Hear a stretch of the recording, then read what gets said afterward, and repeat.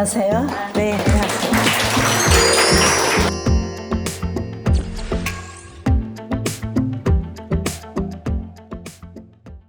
얘기 좀 많이 해왔지만 첫째가 뭐냐면 나는 살림꾼이라는 정체성을 가져라. 그 다음에 두 번째 나의 정체성은 뭐냐 하면 나는 평생학습자다라는 정체성을 갖자. 나는 어느 경우에도 평생학습자다.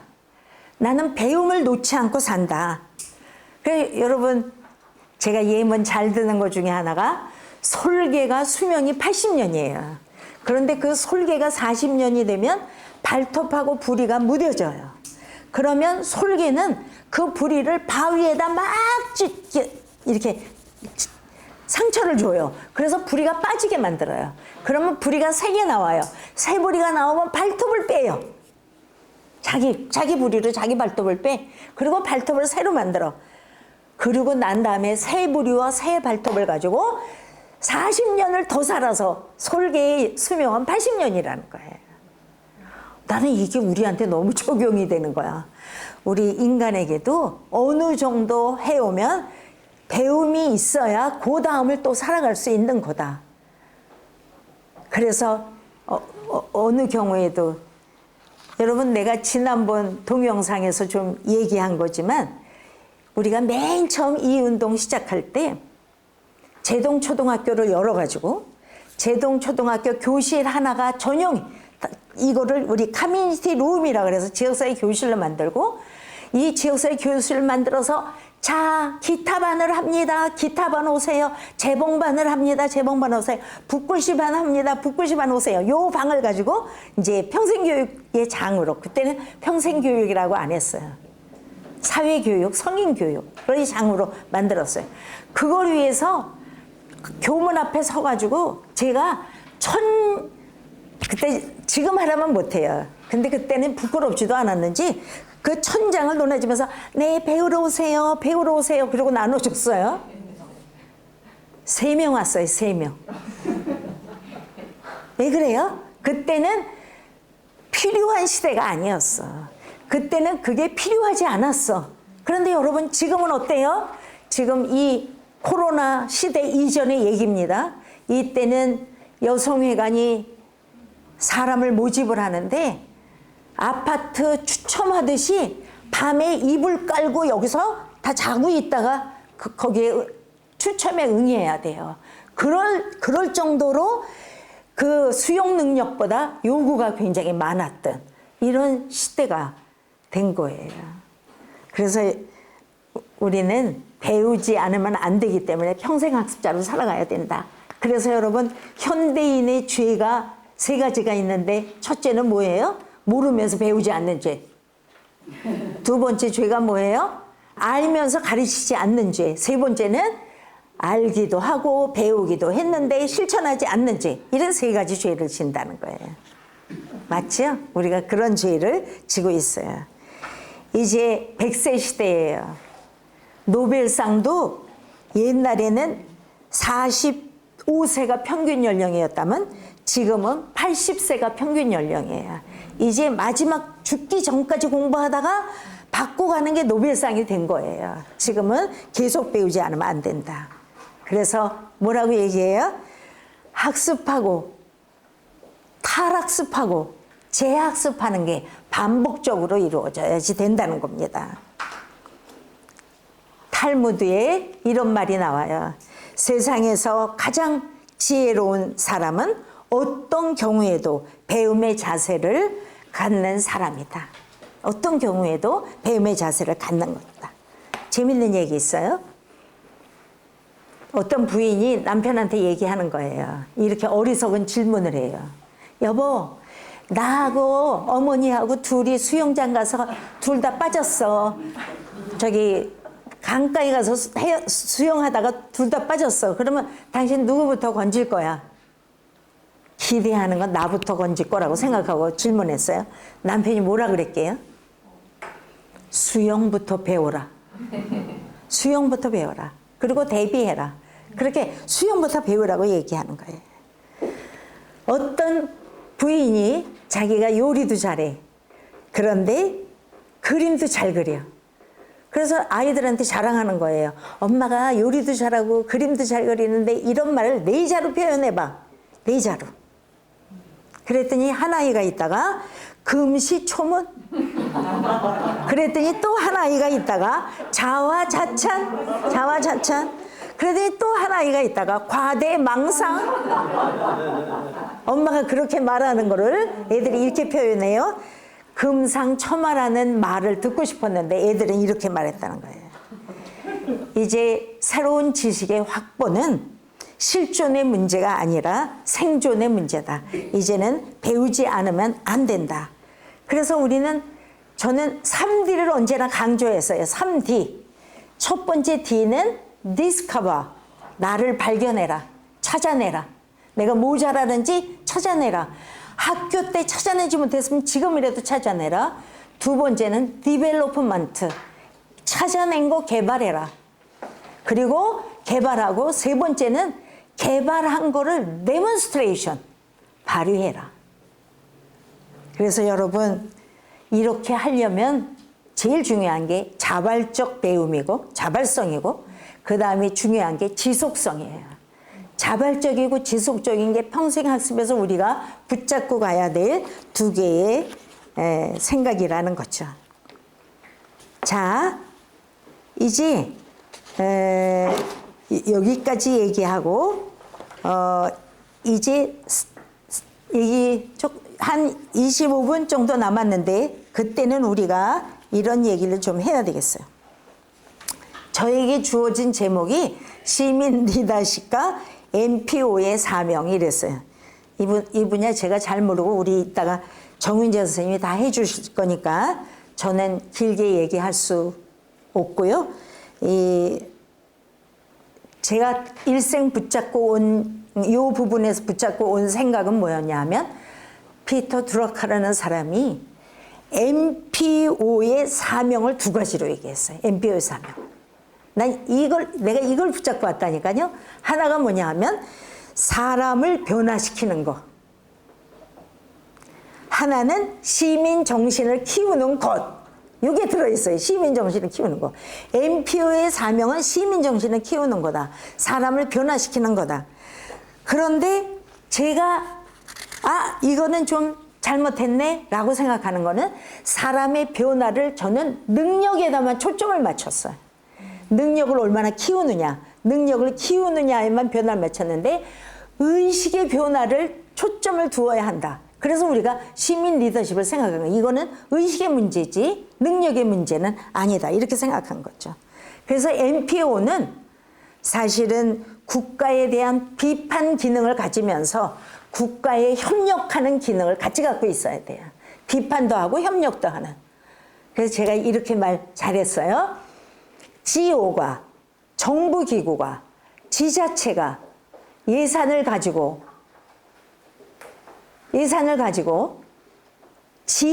지역 주민은 여기 있는데 여기까지 문제를 해결하기 위해서 정부가 일을 합니다. 지자체가 일을 합니다. 그런데 주민까지는 안 옵니다. 그렇게 해결해 주는 게 여기까지 닿지가 않아. 그래서 여기서부터 우리도 위로 올라가자. 그래서 위로 올라가면서 한 게 NGO, NPO, Non-Government Organization, Non-Profit Organization. 이렇게 우리가 이 밑에서부터 위로 올라가는, 그래서 정부가 하는 일과 NGO가 하는 일이 맞닥뜨려져서 결국은 우리 사회가, 우리 지역사회가, 우리 마을이 달라지게 만드는 일을 GO와 NPO는 함께 해야 돼요. 여러분, 지금은 조금 이 말이 안 맞을지 모르지만 GO인 정부 조직은 돈이 있어요. 그게 강점이야. 장점이에요. 그런데 사실은 전문성이 없어요. 그 다음에 또 하나 문제가 있다면 인사이동이 있어요. 인사이동이. 한 가지 주제를 지속적으로 못해. 그런데 이 부분을 얘기하니까 요즘은 이렇게 말할 수 없대요. 왜? 이 NGO 사람들, 이런 평생교육 사람들을 채용을 해가지고 전문성도 높아졌다는 거예요. 전문성도 높아졌다. 그런데 이 GO는 뭐가 있어요? 사람이 있어요. 프로그램이 있어요. 돈은 수가 없어요. 그럼 어때요? GO와 NGO가 협력할 수밖에 없는 거예요. 협력하면 좋아요. 그래서 어떻게 했냐? 동등한 협력자다. 그러나 따로 함께의 생각을 가져요. 따로따로 함께. 요때 제가 얘기하고 싶은 게 있는데 부천시예요. 부천시가요. 부천시 예산이 있어. 그래서 NPO, NGO들한테 시민단체들한테 다 직접 논아주면서 이래라 저래라 할 수 있어. 근데 그렇게 안 했어요. 그리고 중간에 뭐가 있냐면 평생교육센터라고 하는 조직이 있고 이 조직에다가 예산을 주고 이 조직이 시민단체를 주게 하게 만들었는데 이 조직이 일을 잘했어요. 어떻게 했냐면 너 이거 해. 요만큼 줄 테니까 너 이만큼 주면 이거 해. 이렇게 하지 않았어요. 니네 단체 성격이 뭐니? 니네 정체성이 뭐니? 니네 정체성에 맞는 일을 내봐. 그러면 그거에 대한 예산 지원을 할게. 그래서 자기 정체성은 유지시켜 주면서 망가지지 않게 더 발전적으로 갈 수 있도록 지원하는 데가 부천시예요. 그거 부천시에서 그거 한 사람이 우리 직원이었던 홍숙희라는 국장이에요. 그 사람이 역시 우리 운동을 해봤기 때문에 정부 조직에 들어가서도 지자체 조직에 들어가서도 어떻게 하냐. 그래서 그게 아주 대단한 시범 사례가 돼가지고 정부가 지금 얘기 잘못하면 또 문제가 되니까 우리가 보면은 NGO를 지금 어떻게 해요? 돈으로 다 장악을 하려고 그러잖아요. 그래서 저는 되도록이면 정부 지원이라 그래도 여러분 다 아시죠? 프로그램 지원비는 줘도 인건비 지원은 안 해줘요. 정부 조직이, 지자체가. 그러니까 우리 저 일하고 있는 일꾼들이 어디서 돈 나올 데가 없어요. 그래서 그렇게 지원하는 게 아니라 정부 조직이 지원을 하되 프로그램 지원비와 인건비의 지원을 함께 하면서 그 단체의 정체성에 맞는 사업을 해나갈 수 있도록 만들어 주면 어떻게 돼요? 단체가 다 살아요. 단체가 다 살면 결국 부천시가 사는 거예요. 왜 그렇게 생각을 못 할까요? 난 그게 안타깝더라고. 내가 다 해야 된다? 다 할 수도 없거니와 여기 망하면 자기네도 망하는 거예요. 그래서 지금 사실은 여러분 NGO의 약간 위기입니다. NGO들이 이 기회에 다시 정신을 차리고 잘해 나갈 수 있어야 된다. 그래서 생각한 게 우리 정윤재 선생님이 시민 리더십을 생각하시면서 공동체적 삶을 살아가는 시민들의 모습은 어떨까 생각해갖고 연구해서 만드는 게 다섯 가지가 있어요. 그게 뭐냐 하면 주인의식, 공동체의식, 그 다음에 준법의식, 역사의식, 지구촌의식.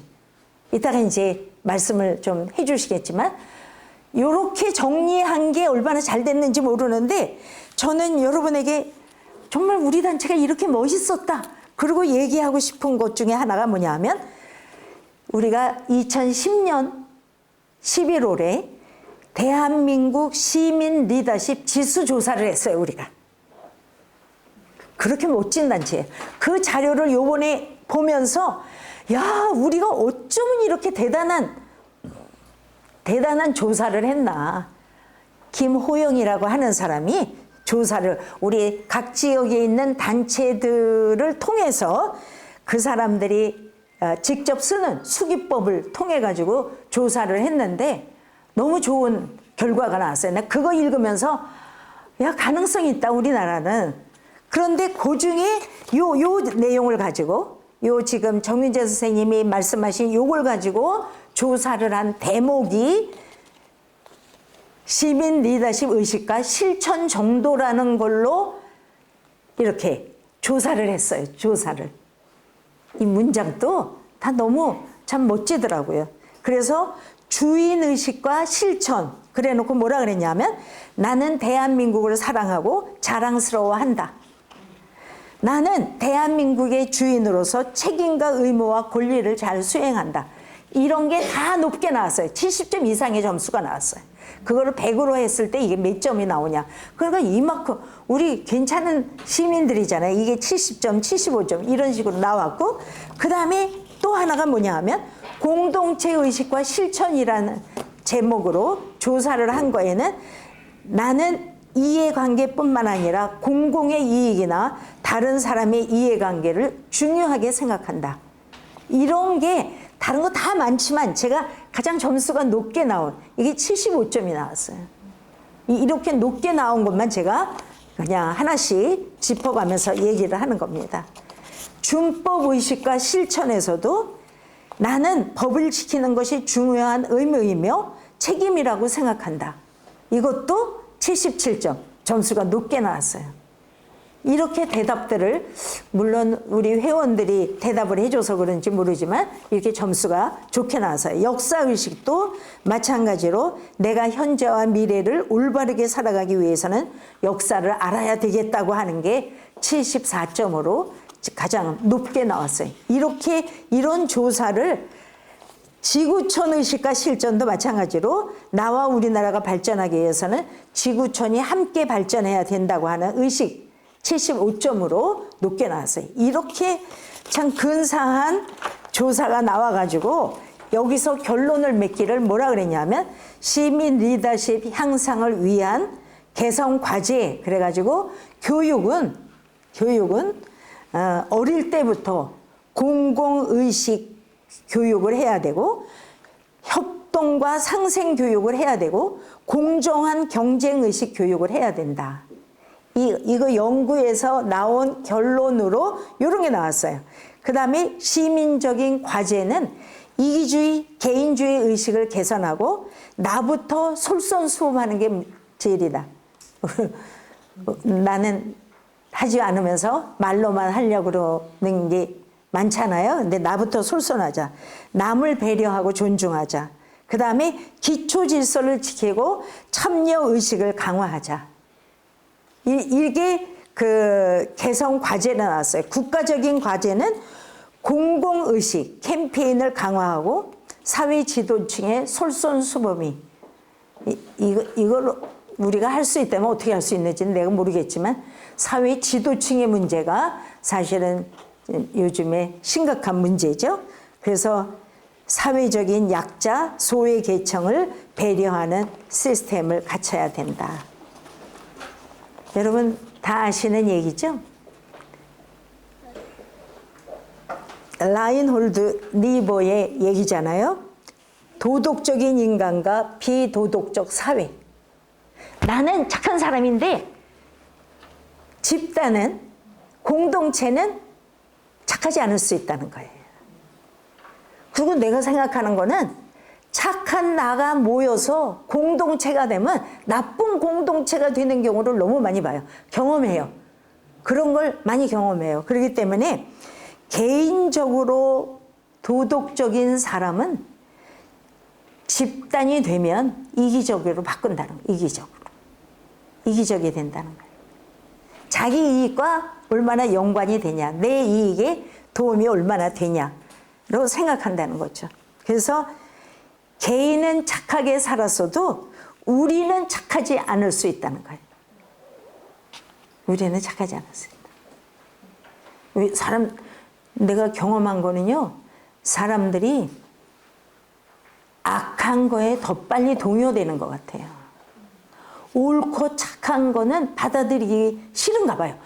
아마 인간이 그 죄성 때문에, 악하기 때문에 그러는지 몰라도 누구 흉보는 거는요, 너무 빨리 동화가 되고 그 흉보는데 일조를 해요. 막 욕하는데 일조를 해.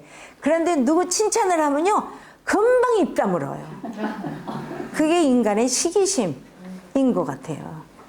사실은 우리가 사회가 좋아지려면 제가 강조하는 거는 박수 치는 사회를 만들자.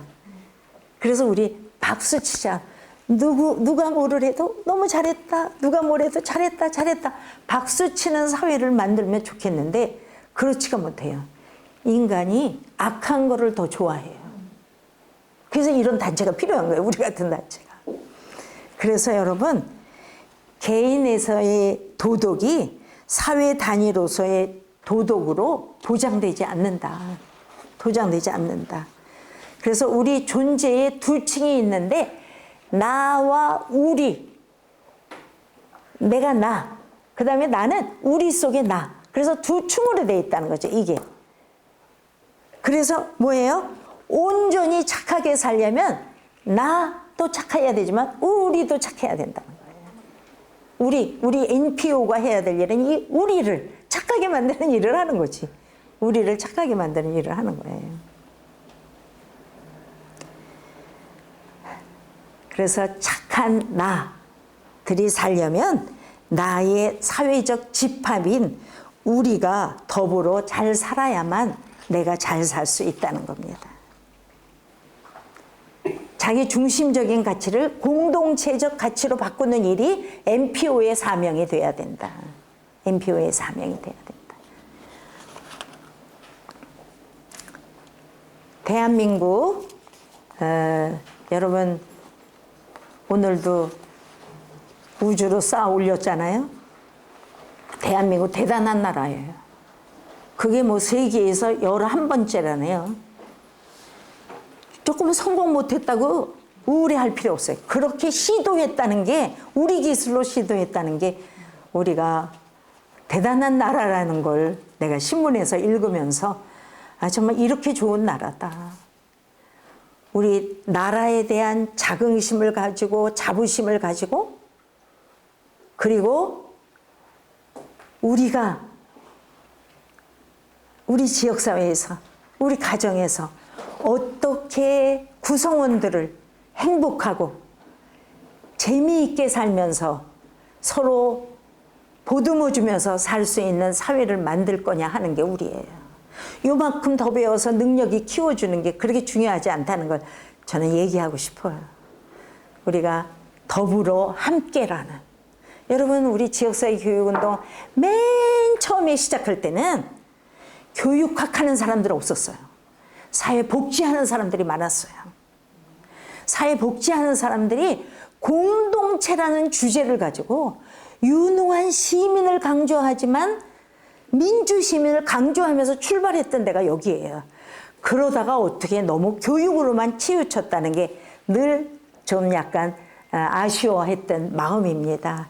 이제 다시 우리는 시민 리더십 이거를 주제로 들고 그리고 열심히 잘 해나가는데 그 앞장서시는 분이 우리 정윤재 선생님이고 정윤재 선생님이 우리 단체를 통해서 시민들의 리더십 뭐 그냥 머리로만 하시는 분도 아니에요. 책으로만 하시는 분도 아니에요. 이거에 구상이 다 있으세요. 그래서 그 구상을 우리가 따라가면서 이 프로그램을 성공적으로 마치는 건 물론이고 우리 단체가 제대로 잘 나갈 수 있도록 해주기를 아주 간절히 바라고요. 끝으로 우리 이런 일을 주도하시는 정윤재 선생님께 여러분 박수 한번 좀 보내주시면 어떨까요?